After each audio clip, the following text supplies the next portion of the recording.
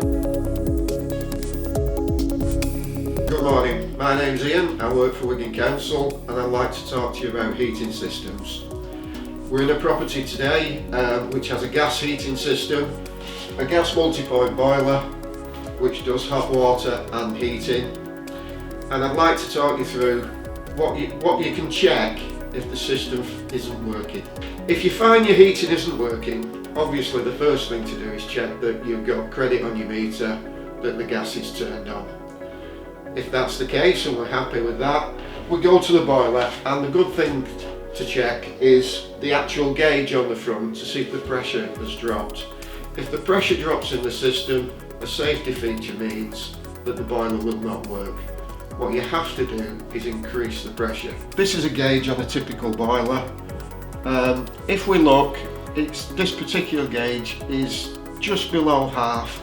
It will still work, but the boiler pressure has dropped. To increase it, we go to the filling loop. In this particular property, this is our filling loop underneath the boiler.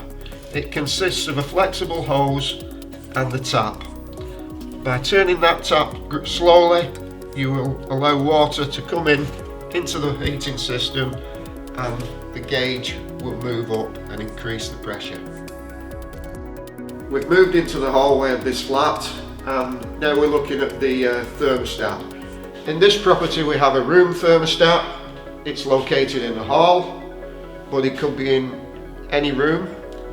It's turned right down at the moment, so again the boiler will not work if the room thermostat is turned right down.